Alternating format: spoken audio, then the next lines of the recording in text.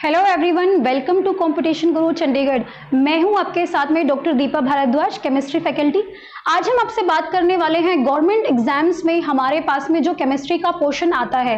Government exams अभी हर साल हमारे पास में हो रहे हैं, जैसे कि हम जानते हैं मास्टर कैडर है, लेक्चर कैडर है, एचपी कमीशन है, डीएसएसबी है, उसके साथ में केवीएस है और एनवीएस है। इन सारे एग्जाम्स के अंदर एक स्कोरिंग केमिस्ट्री का पोर्शन आता है, जिसमें से हमारा सिलेबस वेरी करता है 11th एंड 12th से लेके, मतलब बेसिक से लेके आपको ग्रेजुएशन एंड पोस्ट ग्रेजुएशन तक का पूरा उसमें सिलेबस को करना होता है। इसलिए हमारे लिए जानना बहुत ज्यादा जरूरी है कि क्या क्या इंपॉर्टेंट है, हमें किस तरीके से प्रिपरेशन करना चाहिए और कौन कौन से टॉपिक्स हैं जो हमारे लिए इंपॉर्टेंट है।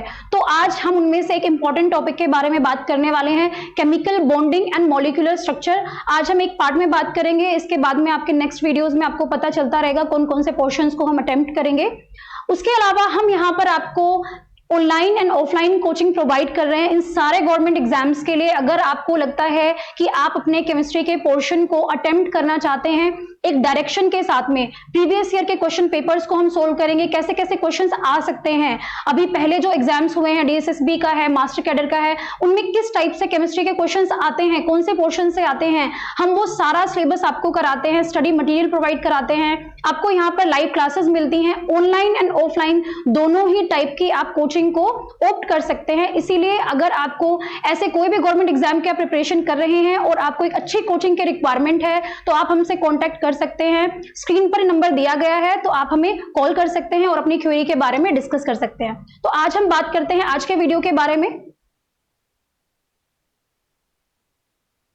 Chemical bonding and molecular structure. तो बेसिकली मैं आज यहाँ पे केमिकल बॉन्डिंग की बात करने वाली हूँ। हमें पता है अच्छे से कि जब हम अपनी केमिस्ट्री को कर रहे होते हैं तो हमारे लिए बेसिक चीज जानना क्या जरूरी है। बेसिक चीज तो यही है कि बॉन्डिंग होती क्या है, हम पूरा केमिस्ट्री बॉन्डिंग के बेसिस पे ही पढ़ते हैं। और जब हम बात कर रहे हैं आपको केमिकल बॉन्ड की बात कर रहे हैं, वहां पे हमारे पास में क्या आने वाला है, एटम्स आने वाले हैं, मॉलिक्यूल्स आने वाले हैं, एलिमेंट्स आने वाले हैं। तो सबसे पहले मैं आपको सजेस्ट करूंगी कि अगर आप केमिस्ट्री के किसी भी एग्जाम की प्रिपरेशन कर रहे हैं तो आपको उसका बेसिक नॉलेज से मैं बात कर रही हूं, आपको उसकी जो हमारी पीरियोडिक टेबल होती है उसके बारे में आपको एक बेसिक इंफॉर्मेशन, एक आइडिया तो जरूर होना चाहिए कि कहां पे हमारे एस ब्लॉक एलिमेंट्स आते हैं, कहां पे हमारे पी ब्लॉक एलिमेंट्स आते हैं, कौन से हमारे ट्रांजिशन एलिमेंट्स होते हैं, है ना। आपको पीरियोडिक टेबल अच्छे से याद करनी है। तो पहली बात तो यहीं से स्टार्ट करेंगे, क्योंकि मैं इसमें केमिकल बॉन्डिंग के अंदर, मॉलिक्यूलर स्ट्रक्चर के अंदर हम बात करने वाले हैं अपनी किसकी, हम बात करेंगे सारे के सारे एलिमेंट्स की बात करेंगे, कैसे हमारे बॉन्ड्स बनते हैं, कैसे हमारी स्ट्रक्चर्स बनती हैं। तो उसके लिए आपको पीरियोडिक टेबल को जानना बहुत ज्यादा जरूरी है। तो मैं उम्मीद करती हूं कि आप उसको पढ़ेंगे। हम बात करते हैं केमिकल बॉन्डिंग अभी क्या है। एक हमारे पास में एक एलिमेंट है, या फिर मैं बोलूं एक एटम है, कोई भी एटम मान लेते हैं, वो एनवायरमेंट में है, वो किसी भी स्टेट में है, उसको क्या होना है, उसको स्टेबल होना है। ये एक एटम की रिक्वायरमेंट होती है। जब उसको लगता है कि वो फुली फिल्ड नहीं है, हम एग्जाम्पल भी लेके चल सकते हैं कि हो सकता है कि आपको कोई चीज खरीदनी है और आपको पता है वो 100 रुपए की आ रही है, लेकिन आपके पास में सिर्फ 80 रुपए है। तो आप क्या करेंगे, आप 20 रुपए अपने किसी से भी मांगेंगे कि मुझे 20 रुपए दे दो, मेरे पास में टोटल 100 रुपीज आने चाहिए ताकि मैं इस चीज को बाय कर सकूं। ऐसा ही कुछ हमारा काम एलिमेंट्स का होता है, जिनके पास में एक इलेक्ट्रॉन की एक नंबरिंग होती है। अब मैं आपको बेसिक बात करूंगी हमारे सिस्टम के बारे में। हमें पता है हमारे पास में जो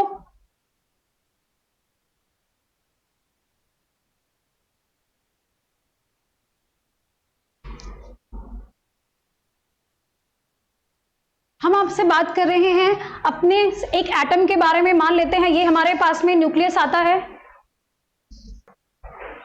तो हम बात कर रहे हैं अपने सिस्टम को लेके चलेंगे एक नॉर्मल एटम को। हमें पता है हमारे पास में ये न्यूक्लियस होता है और उसके सराउंडिंग में हमारे पास में इलेक्ट्रॉन्स होते हैं।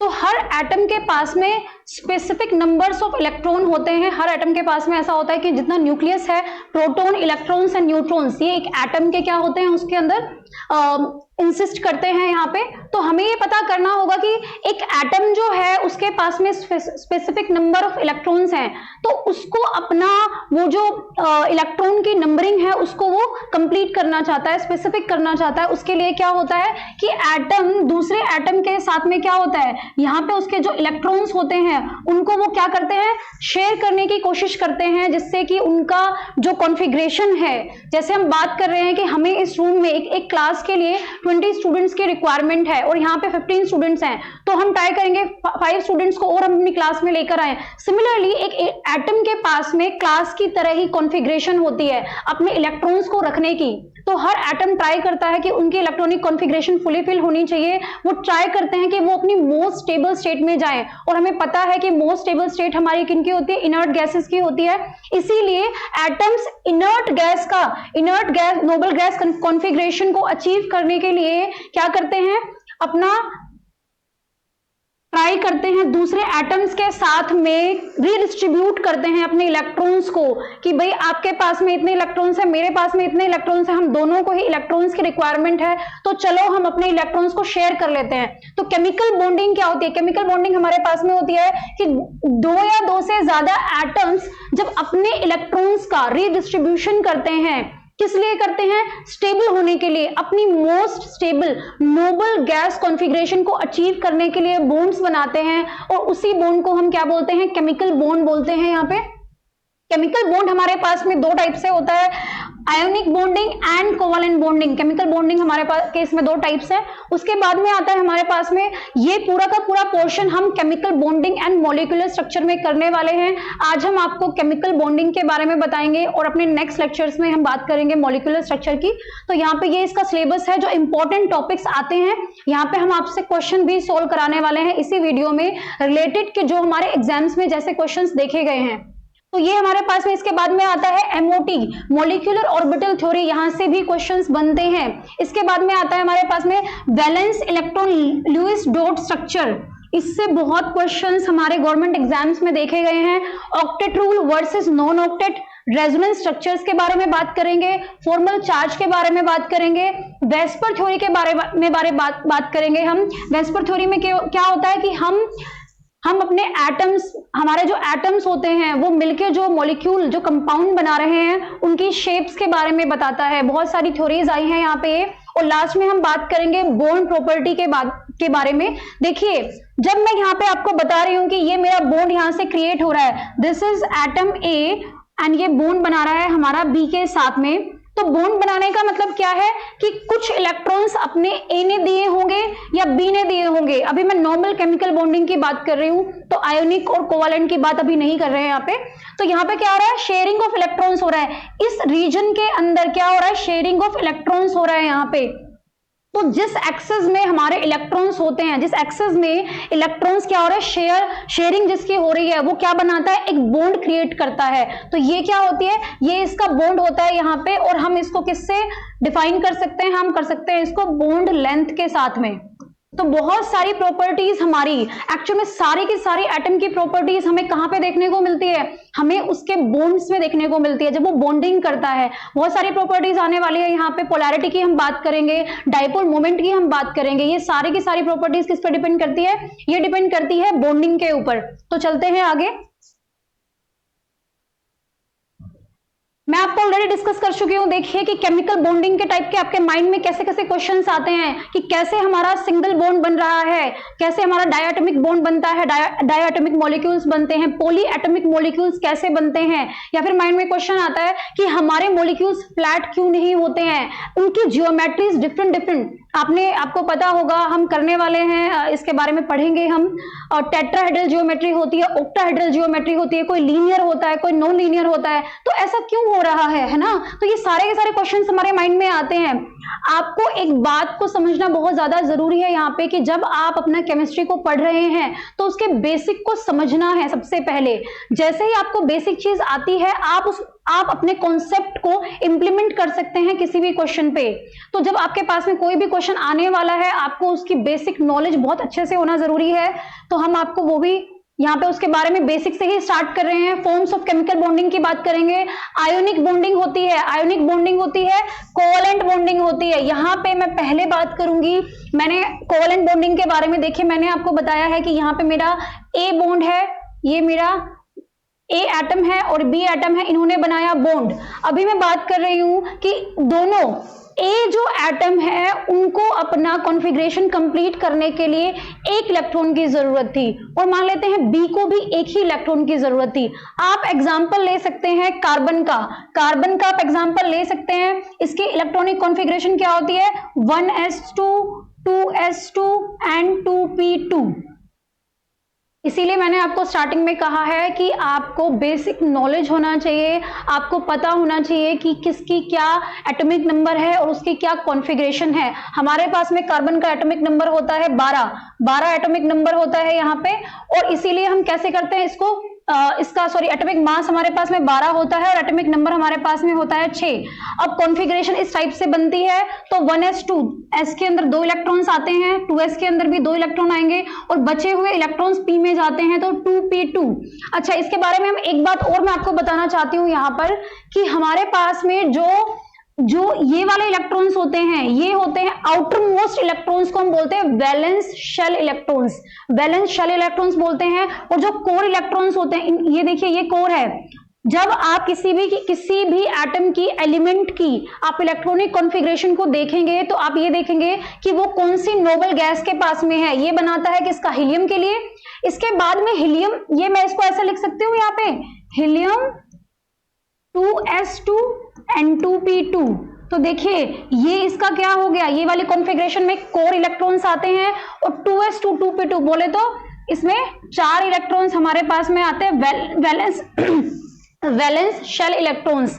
ये क्या करना चाहता है, कार्बन स्टेबल होना चाहता है, तो वो क्या ट्राई करेगा, वो अपने आप को फुली फिल करना चाहेगा, अपने ऑर्बिटल्स को फुली फिल करना चाहता है। यहाँ पे हमारे पास में s ऑर्बिटल कुछ इस टाइप से होता है और p ऑर्बिटल, p के पास में, p सबशेल के पास में 3 ऑर्बिटल्स होते हैं, px py pz। तो देखिए यहाँ पे 2s2 आ गया ऐसे एंड 2p2 हमारा इस टाइप से आया है। ये सब हम आगे आपको पढ़ाने वाले हैं, बट अभी अगर आपने 11th-12th में इसको किया है तो आपको इसका बेसिक थोड़ा आइडिया होगा। इसीलिए मैं रिलेट करके बताना चाह रही हूँ यहाँ पे कि 2p2 है, लेकिन मेरे पास में टोटल p के अंदर कितने इलेक्ट्रॉन्स आ सकते हैं, एक इस ऑर्बिटल के अंदर 2 इलेक्ट्रॉन्स आ सकते हैं। तो हमारे पास में 3 × 2 टोटल 6 इलेक्ट्रॉन्स यहाँ पे आ सकते हैं। लेकिन है मेरे पास कितने अवेलेबल, ओनली मेरे पास में यहाँ पर 2 इलेक्ट्रॉन्स यहाँ पे कार्बन के पास में है। तो हम क्या करेंगे, अगर इसको 4 इलेक्ट्रॉन्स मिल जाते हैं तो ये पूरा का पूरा पी जो सबशेल है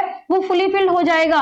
अगर मैं इसको दूसरे टाइप से बोलूं तो ऑक्टेट रूल यही कहता है कि हर एलिमेंट अपने आप को स्टेबल करना चाहता है, वो अपना ऑक्टेट कंप्लीट करना चाहता है। अब ऑक्टेट की जब हम बात कर रहे हैं तो हम बात कर रहे हैं एस और पी की। यहाँ पे क्या होते हैं 2 इलेक्ट्रॉन्स और यहाँ पे कितने होते हैं 6। तो हर एलिमेंट क्या करने की कोशिश करेगा, 8 इलेक्ट्रॉन्स को अपने ऑक्टेट 8 इलेक्ट्रॉन्स को लेना चाहेगा और अपना ऑक्टेट को कंप्लीट करने की ट्राई करेगा। इसीलिए वहां पे क्या होता है, शेयरिंग होती है या फिर कंप्लीट ट्रांसफर होता है। तो पहला हम एग्जांपल कर रहे हैं अपना कोवलेंट बॉन्डिंग का कर रहे हैं, जिसमें मैं मान लेती हूँ ये भी मेरा कार्बन है, ये भी मेरा कार्बन है। मैं आपको समझा चुकी हूँ कि कार्बन को भी 4 इलेक्ट्रॉन्स की रिक्वायरमेंट है और यहाँ पे भी दूसरा कार्बन है, उसको भी 4 इलेक्ट्रॉन्स की। तो ऐसे में क्या होता है, जब दोनों एटम्स का जो वैलेंस शेल इलेक्ट्रॉन्स है उनकी रिक्वायरमेंट फुलफिल करने की रिक्वायरमेंट एक जैसी होती है या नियर बाय होती है, या फिर मैं बोलूं कि उनका नेचर एक तरीके से मिल रहा है, उनकी रिक्वायरमेंट्स मैच कर रही हैं, तो वो क्या करते हैं, वो अपना शेयरिंग की ट्राई करते हैं कि हम दोनों शेयर करते हैं और अपने नोबल गैस कॉन्फ़िगरेशन को हम अचीव करते हैं। तो ऐसी बॉन्डिंग क्या होती है हमारे पास में, कोवलेंट बॉन्डिंग होती है। इसीलिए कार्बन से रिलेटेड जितने भी बॉन्ड्स होते हैं, चाहे आप देखिए हमारे पास में चाहे ये सिंगल बॉन्ड हो गया, डबल बॉन्ड है, ट्रिपल बॉन्ड है, इसके अंदर हमारे पास में सिर्फ और सिर्फ शेयरिंग ऑफ इलेक्ट्रॉन्स हो रहा होता है। इसको बोलते हैं कोवलेंट बॉन्डिंग।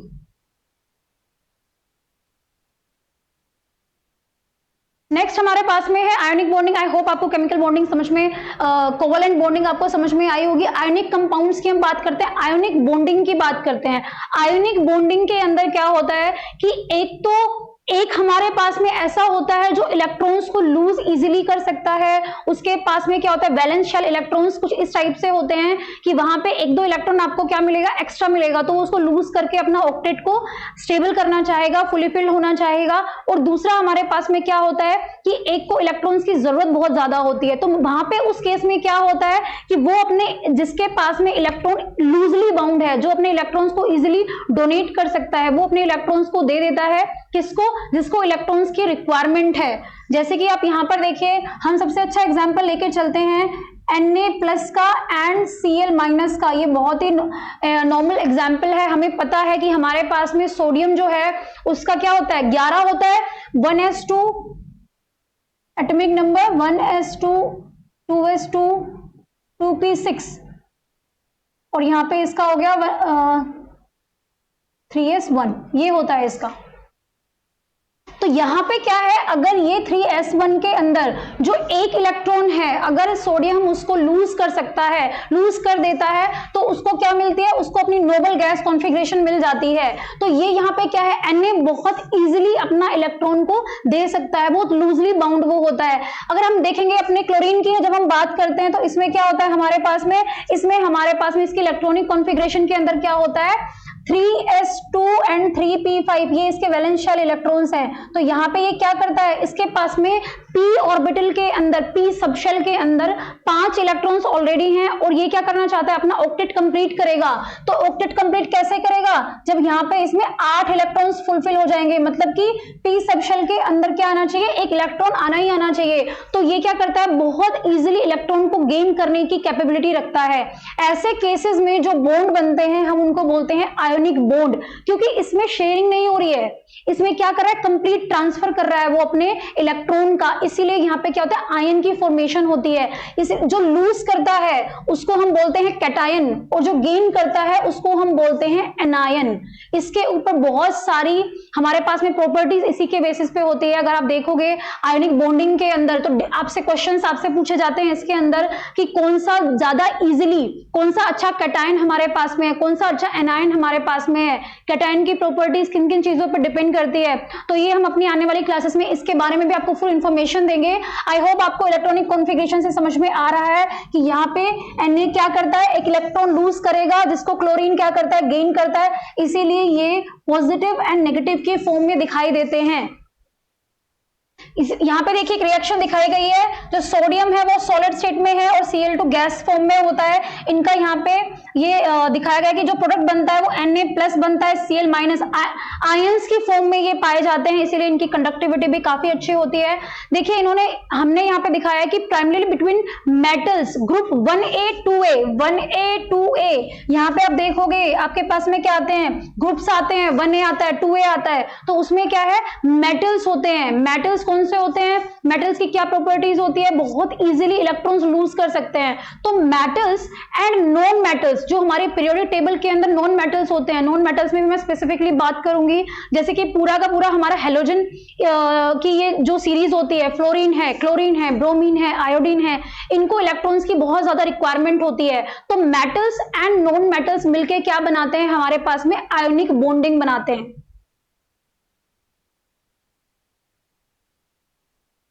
कोवलेंट बॉन्डिंग की हमने आपसे बात की है कि शेयरिंग होती है इलेक्ट्रॉन्स की। अब देखिए यहां से आप समझिए, जो मैं आपको बात बताना चाह रही थी कि मेरे पास में सोडियम है, 1s2 2s2 2p6 3s1, यहाँ पे क्या है, एक इलेक्ट्रॉन है, कोई इलेक्ट्रॉन्स, ये यहाँ पे क्या करेगा, नियोन की कॉन्फ़िगरेशन है ये वाली, तो ये इसको अचीव करने की कोशिश करेगा।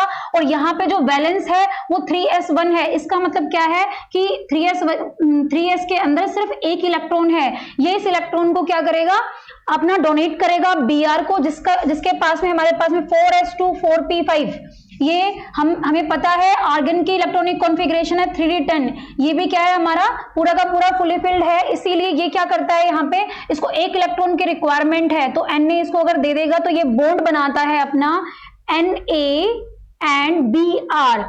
अभी देखिए जो इसका नोटेशन है उसके बारे में मैं बात करने वाली हूँ, लुईस डॉट स्ट्रक्चर।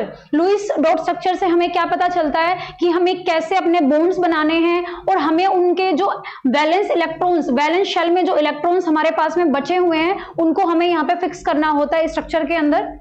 अभी हम इनकी बात करेंगे यहाँ पे। तो देखिए, आप देखिए सोडियम का मैं एक ही इलेक्ट्रॉन दिखा रही हूँ क्योंकि ये वैलेंस एक ही है, और ब्रोमीन के अंदर हमारे पास में कितने आते हैं, 5 और 2 7, तो 2 2 4 2 6 को मैंने लोन पेयर के जैसे शो किया है, और एक हमारा अलग से है जो क्या होना चाहता है, जो ये भी अपना ये स्टेबल होना चाहता है, इसको भी एक इलेक्ट्रॉन की रिक्वायरमेंट है।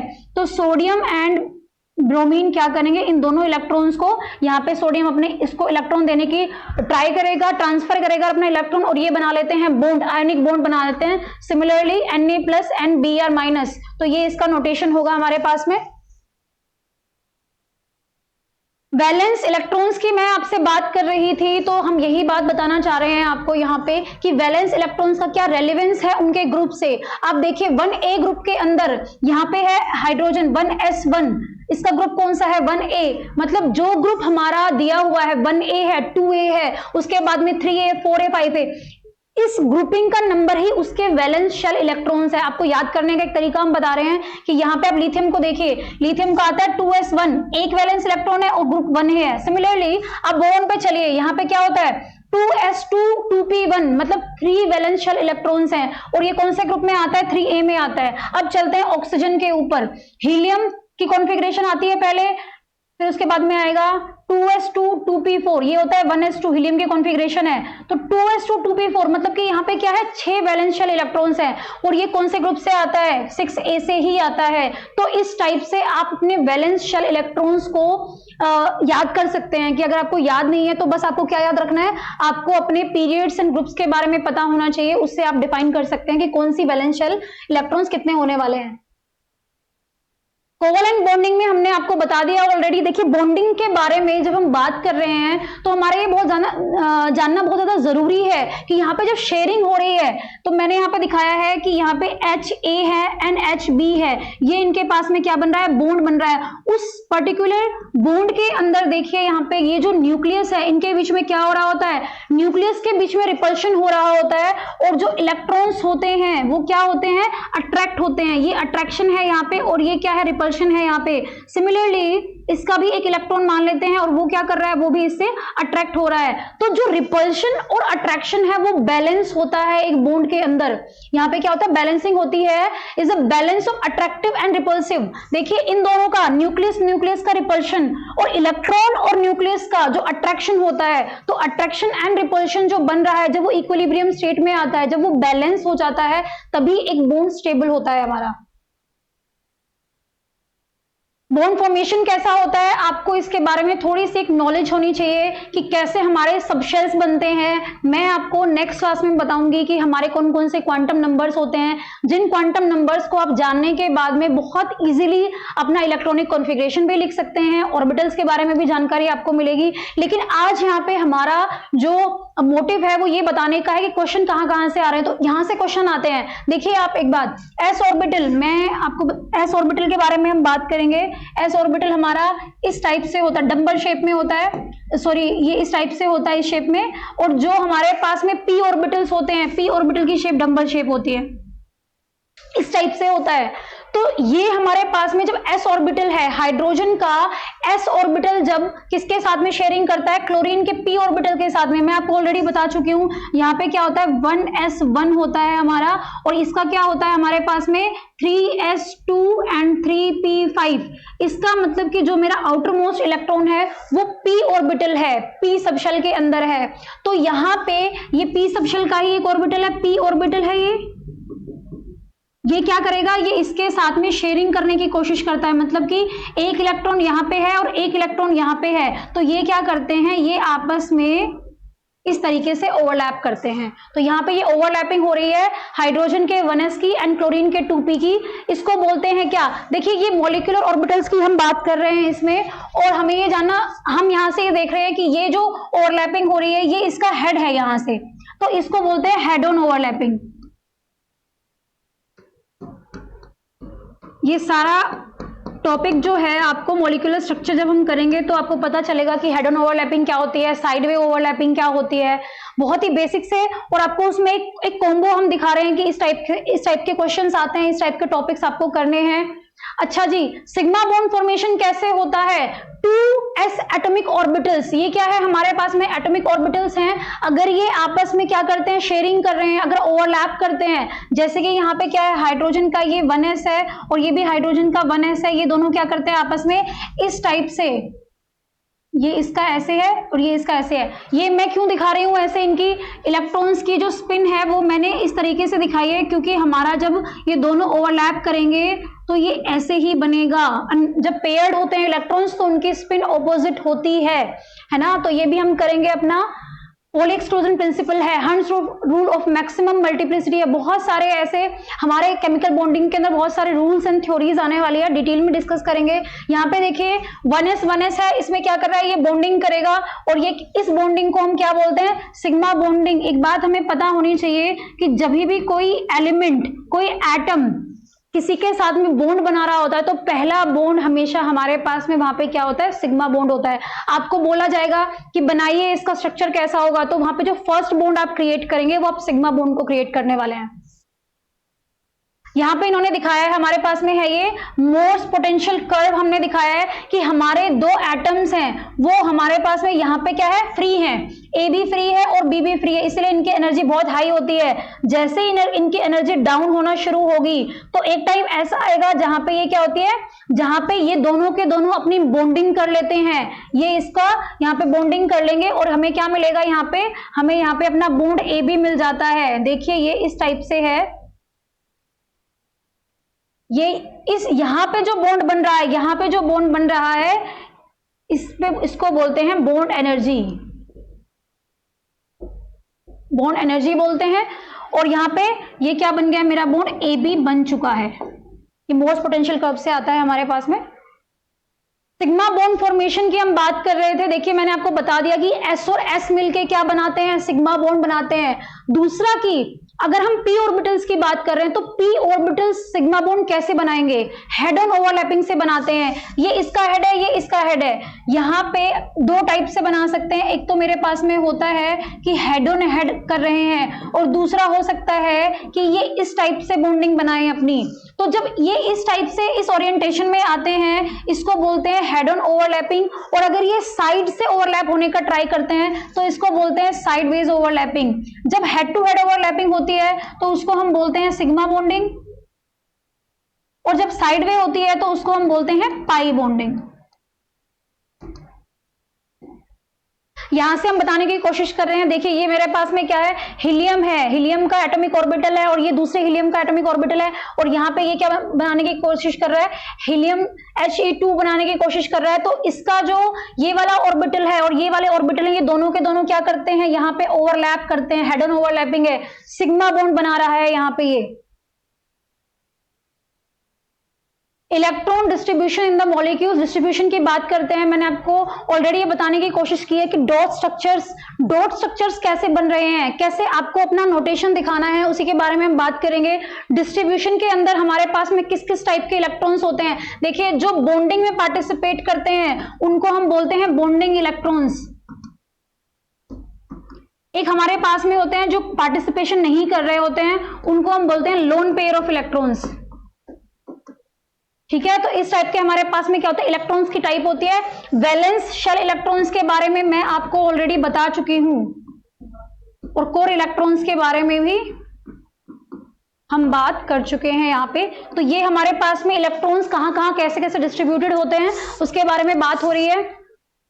जेएन लुइस ने हमें इसके बारे में इंफॉर्मेशन दी है और उन्होंने हमें बताया कि हमारा जो नोटेशन होता है वो कैसे हम दिखाने वाले हैं। हाइड्रोजन का 1s है जो पार्टिसिपेट कर रहा था, और क्लोरीन का 3s2 3p5, यहाँ पे 7 इलेक्ट्रॉन है, यहाँ पे कितने होते हैं, 1 इलेक्ट्रॉन होता है। तो दोनों क्या करते हैं, शेयरिंग करते हैं, और इस टाइप से क्या बन जाता है हमारा, ये हमारी शेयरिंग हो गई। अच्छा जी, अब इसके पास में जो बाकी के इलेक्ट्रॉन्स बचे हुए हैं, क्लोरीन के पास में वैलेंस शेल के अंदर जो इलेक्ट्रॉन्स बचे हुए हैं लेकिन बॉन्डिंग में पार्टिसिपेट नहीं कर रहे हैं, उनको हम बोलते हैं lone pair of electrons. Lone pair की बात कर रहे हैं, मतलब 2 इलेक्ट्रॉन साथ में होंगे। तो कितने बच गए, एक तो हमारा पार्टिसिपेट कर रहा है तो बच गए हमारे 6।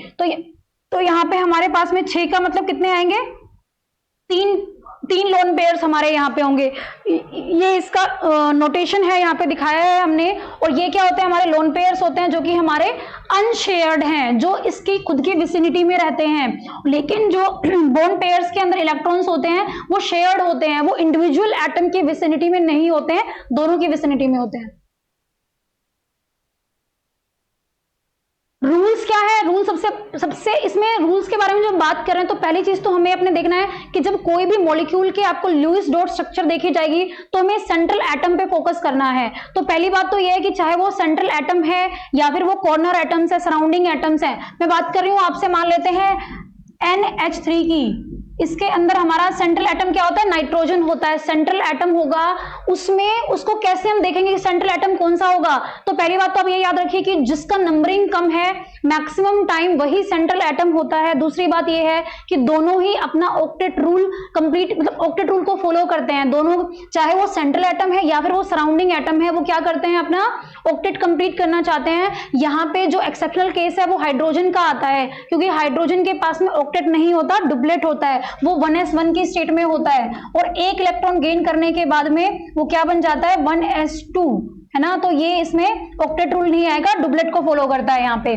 तो मैं बात कर रही हूँ कि हमारे पास में ऑक्टेट रूल को, लेकिन जब सेंट्रल एटम की बारी आती है तो इसमें क्या होता है, आप स्ट्रक्चर्स के बारे में देखेंगे कि कई बार हमारे पास में डबल बॉन्ड्स बनने लग जाते हैं, ट्रिपल बॉन्ड्स बनने लग जाते हैं, थोड़ा कॉम्प्लिकेशन सा आता है कि कैसे बताएं ऑक्टेट रूल से ज्यादा इलेक्ट्रॉन्स कैसे हो गए। तो ये एक हमारे सेंट्रल एटम के बारे में बात होती है कि सेंट्रल एटम एक्सपैंड होने की कोशिश करता है, अपनी मैक्सिमम कोवैलेंसी को दिखाता है। इसके बारे में हम क्वेश्चन को एक अटेम्प्ट करेंगे, वहां से आपको ज्यादा समझ में आएगा। देखो हाइड्रोजन की हमने बात कर ली है ऑलरेडी, यहाँ पे ऑक्टेट रूल को फॉलो करेगा आपने, बस आपको यही बात ध्यान में रखनी है बनाते हुए। अच्छा, अब हम बात करें NH3 की, तो देखिए मैंने आपको बताया कि सेंट्रल एटम को करेंगे, सेंट्रल एटम की क्या होनी चाहिए, lowest affinity for electrons, lowest affinity. Nitrogen के पास में, हमारे पास में इसका इलेक्ट्रॉनिक कॉन्फ़िगरेशन देख लेना, है ना, उससे हमें पता चलेगा कितने होते हैं, 7 होते हैं, 1s2 2s2 N2p3, 1s2 2s2 2p3। p के अंदर, p शब्द शेल के अंदर 3 ऑर्बिटल्स हैं, 1 2 3। अब देखिए ये ऑलरेडी हाफ फिल्ड है। हम जब स्टेबिलिटी के बारे में बात करते हैं तो मैं बोलती हूँ जिनका नोबल गैस कॉन्फ़िगरेशन है, मतलब जो फुल फिल्ड है और जो हाफ फिल्ड है, वो क्या होते हैं, मोस्ट स्टेबल होते हैं। तो ऑलरेडी नाइट्रोजन को कोई एक्स्ट्रा जरूरत इलेक्ट्रॉन्स की है ही नहीं, वो अपनी स्टेबल स्टेट में बैठा हुआ है। तो यहाँ पे क्या है, इसकी इलेक्ट्रॉन एफिनिटी कम है, दूसरा इसकी नंबरिंग भी कम है, तो सेंट्रल एटम मेरा क्या हो जाएगा, नाइट्रोजन होने वाला है। अब हम बात करते हैं वैलेंस इलेक्ट्रॉन्स के बारे में बात करेंगे। हाइड्रोजन कितने हैं, देखिए वैलेंशियल इलेक्ट्रॉन सबसे पहले निकालने हैं आपको। हाइड्रोजन कितने हैं मेरे, 3 है, और हमें पता है 1s1 मतलब 1 इलेक्ट्रॉन है, तो 1 इलेक्ट्रॉन 1 में और 3 में कितना हो जाएगा, 1 into 3। प्लस में नाइट्रोजन में मेरे कितने हैं, मैं आपको ऑलरेडी बता चुकी हूँ, ये वैलेंशियल इलेक्ट्रॉन्स है, 3 और 2 5 होते हैं यहाँ पे। तो 3 + 5 there are total 8 electrons, 8 electrons आ गए। तो ये क्या कर रहा है, अपने ऑक्टेट को कंप्लीट कर रहा है। यहाँ पे नाइट्रोजन के पास में कितने आ गए हैं, 8 इलेक्ट्रॉन आ गए हैं। तो कैसे बनाएंगे इसका स्ट्रक्चर, देखिए यहाँ पे हमें क्या करना है, नाइट्रोजन है उसके मैंने आपको पहले ही बताया है, जब आप स्ट्रक्चर बनाएंगे तो पहले आप क्या करेंगे, अपने एक सिग्मा बॉन्ड बना देंगे ऑलरेडी। उसके बाद में हमें रिमेनिंग जो, अब यहाँ पर देखिए 2 इलेक्ट्रॉन्स इसमें बॉन्ड में, 2 इलेक्ट्रॉन इस बॉन्ड में और 2 इलेक्ट्रॉन इस बॉन्ड में, तो 2 2 4 और 2 6 इलेक्ट्रॉन्स तो मेरे बॉन्डिंग में आ चुके हैं। उसके अलावा हमारे पास में टोटल इलेक्ट्रॉन्स जब हमने निकाले हैं तो वो कितने आए थे, 8 आए थे। तो कहां पे जाएंगे वो मेरे पास में कहां पे जाएंगे, नाइट्रोजन के पास में जाएंगे। और ये क्या होता है, नाइट्रोजन के पास में ये लोन पेयर होता है, हम इसको इस तरीके से दिखाते हैं। और जो नाइट्रोजन का एक्चुअल स्ट्रक्चर आता है वो थोड़ा सा क्या आता है, बेंट आएगा, जिसका रीजन क्या होता है, लोन पेयर होता है। ये हम पढ़ेंगे अपना वेस्पर थ्योरी के अंदर, देखिए इस टाइप से आता है। तो हम क्या बात कर रहे हैं कि मेरे 3 बॉन्ड पेयर्स हैं यहाँ पे, there are 3 bond pairs and 1 lone pair of electrons, okay। Next हम करते हैं SO32 नेगेटिव। अभी हम ये क्वेश्चन आपसे इसलिए डिस्कस कर रहे हैं कि देखिए लुईस डॉट स्ट्रक्चर के ऊपर आपको क्वेश्चन जरूर मिलेगा, पूछा जाता है कितने लोन पेयर्स हैं, कितने बोन पेयर्स हैं, और बताइए स्ट्रक्चर बनाइए, लुईस डॉट से स्ट्रक्चर कैसे बन सकता है ना। तो देखिए सेंट्रल एटम कौन सा होगा मेरा, नंबरिंग में भी यही कम है, तो मेरा सल्फर क्या होगा, सेंट्रल एटम होगा। इसका क्या कॉन्फ़िगरेशन आता है हमारा, देखिए पहले ऑक्सीजन आता है, उसके बाद में क्या आता है, सल्फर आता है। ऑक्सीजन का मुझे पता है कितना होता है, 8 होता है एटॉमिक नंबर, तो फिल कर दीजिए 1s2 2s2 and 2p4। Similarly sulphur की जो आती है वो वैलेंशियल इलेक्ट्रॉन्स आते हैं 3s2 3p4। इसका मतलब इनके अंदर टोटल मेरे पास में 6 वैलेंशियल इलेक्ट्रॉन्स हैं सल्फर एंड ऑक्सीजन के अंदर। तो यहाँ पे हम काउंट कर लेंगे, ऑक्सीजन के अंदर 3 मेरे पास क्या है, ऑक्सीजन है यहाँ पे, और यहाँ पे कितने इलेक्ट्रॉन्स है, 6 वैलेंशियल इलेक्ट्रॉन्स है, तो टोटल 18 इलेक्ट्रॉन्स तो आ गए ऑक्सीजन से, और सल्फर से सल्फर 1 है तो 6 × 1 हो जाएगा मेरा 6 इलेक्ट्रॉन्स। तो हमें यहाँ पे, अच्छा जी, जब हम बात करेंगे टोटल इलेक्ट्रॉन्स की किसी भी सिस्टम के ऊपर, मैं आपको बोल रही हूँ कि निकालो टोटल इलेक्ट्रॉन्स कितने हैं, तो उसका हमारे पास में एक फॉर्मूला आता है। टोटल इलेक्ट्रॉन्स निकालने का फॉर्मूला आपके पास में आएगा, आप इसको लिख सकते हैं, टोटल वैलेंशियल इलेक्ट्रॉन्स। वैलेंशियल इलेक्ट्रॉन्स कितने हैं इस सिस्टम के अंदर, ओके, यानी कि इस एटम का और इस एटम का हम टोटल निकाल लेंगे, जो हम निकाल चुके हैं ऑलरेडी। यहाँ पे 18 आते हैं, यहाँ पे 6 आते हैं, तो इनको हम काउंट कर लेंगे अपना। उसके बाद में हमारे पास में अगर नेगेटिव चार्ज है, नेगेटिव चार्ज को हमें प्लस करना है, नेगेटिव चार्ज को हम प्लस करेंगे, और अगर पॉजिटिव चार्ज मेरे ऐसे किसी मॉलिक्यूल पे दिया हुआ है तो हम उसको माइनस करेंगे। ये इसका फॉर्मूला है, आपको इसे याद रखना है, नोट डाउन कर लीजिए, इसी से बहुत सारे क्वेश्चंस हो सकते हैं, केमिकल बॉन्डिंग के ऊपर आते हैं। यहाँ से तो टोटल कितने इलेक्ट्रॉन हो गए मेरे पास में, यहाँ से कितने बन रहे हैं, मेरे पास में बन गए 6, यहाँ से है 18 मेरे ऑक्सीजन के आए हैं, और 2 मेरा नेगेटिव चार्ज इन्होंने दिया है यहाँ पे, तो उसको हम क्या करेंगे, नेगेटिव चार्ज को ऐड करना है, तो टोटल 26 इलेक्ट्रॉन्स हैं। इसका मतलब क्या है, मेरे यहाँ पे 13 इलेक्ट्रॉन पेयर्स आएंगे, टोटल 13 इलेक्ट्रॉन पेयर्स। और मैं आपको बता चुकी हूं कि जो मेरा सल्फर है, अगर आपको ऐसा कोई भी सिस्टम दिया है तो पहले आप सिंगल बॉन्ड को ऑलरेडी बना लेंगे।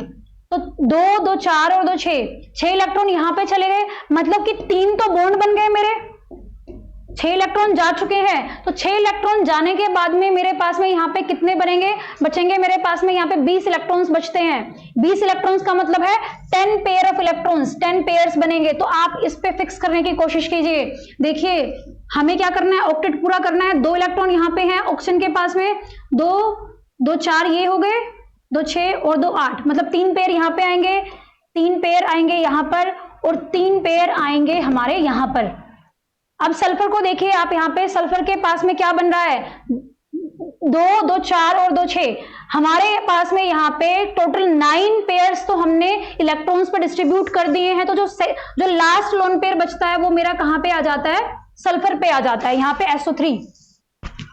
तो ये हमारे पास में बन जाता है SO3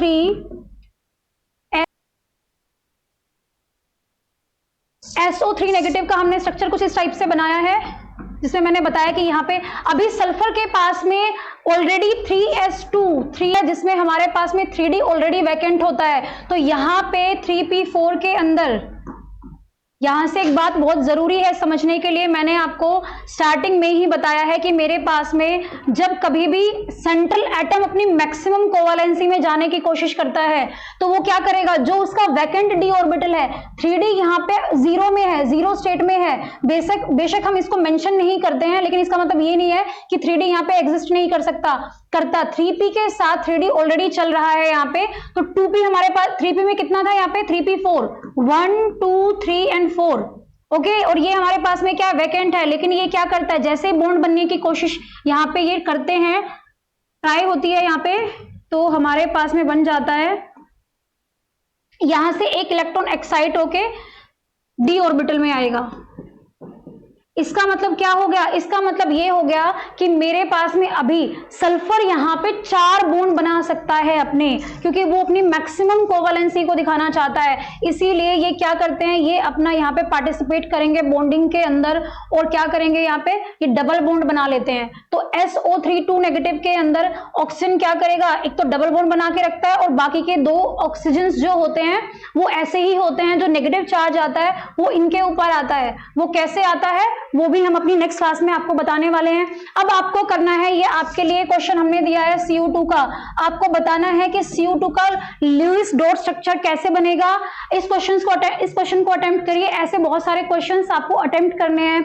ऐसे क्वेश्चंस हमारे गवर्नमेंट एग्जाम्स जो होते हैं उनके उसके अंदर केमिकल बॉन्डिंग का अपना एक बहुत अच्छा पोर्शन आता है। देखिए हाइब्रिडाइजेशन से क्वेश्चन आता है, बहुत तरीके के क्वेश्चन आने वाले हैं। MOT से क्वेश्चन आता है, VBT से क्वेश्चन आता है, फॉर्मल चार्ज क्या होता है, डाइपोल मोमेंट पॉइंट क्या होता है, तो ये हम सारे के सारे अपनी लेक्चर सीरीज में करने वाले हैं।